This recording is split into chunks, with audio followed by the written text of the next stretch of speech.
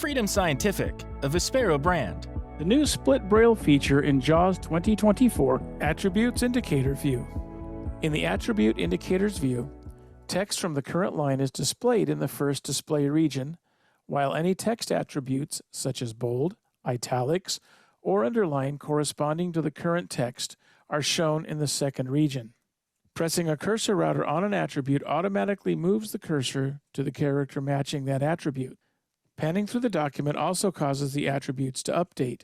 This view improves the experience when proofreading and editing, as Braille can now show specifically whether text is underlined, bolded, italicized, and more, all while the main document text is still displayed. Let me demonstrate this for you now. The currently open document includes a sentence in which the words of the sentence are written in several different views. Specifically, I did use bold, underlined, and italics. And then there's at least one word in plain text.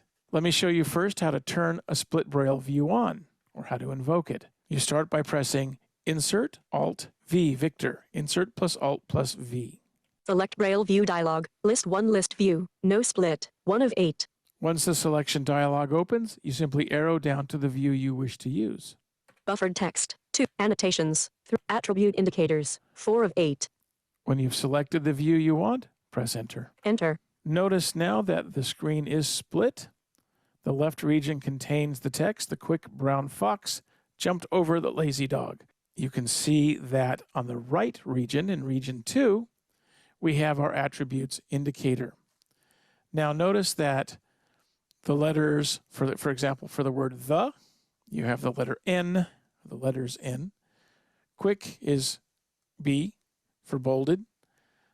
Brown, we have the letters U for underline, and for the word fox, I for italics. And then the rest of the sentence, jumped over the lazy dog. They're just all showing the letter N because those words are written in normal text. Now, as I mentioned earlier, if I press a cursor router over an attribute, I'll press the cursor router over the second B for the word quick. We see that the cursor has been moved to the word quick.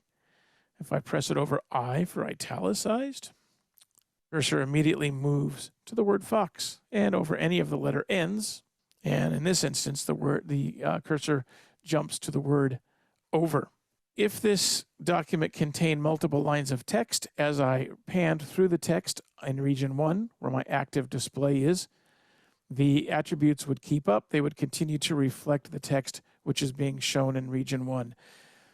I don't know if you've noticed or not, but because I am viewing this document in contracted Braille, the attributes on the right side on the region 2 display reflect the contracted Braille form.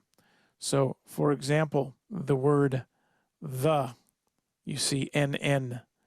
And in Braille, if you look at the left region and you look at the dot representation that's there, we have capital sign and then THE sign. Now, I know for those of you who are not real familiar with Braille, this isn't making a lot of sense.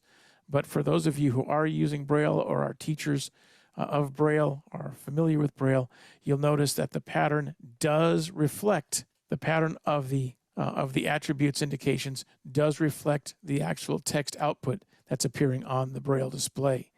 As I mentioned at the very beginning of this podcast, region 1 is the Braille output. Okay, you've got print representation, also dot representation. Region 2 is the attributes indication. In this instance, is the Split Braille view. And in this view, the attributes, the letter indicators, will follow specifically the Braille output that is appearing in region 1. Freedom Scientific, a Vispero brand.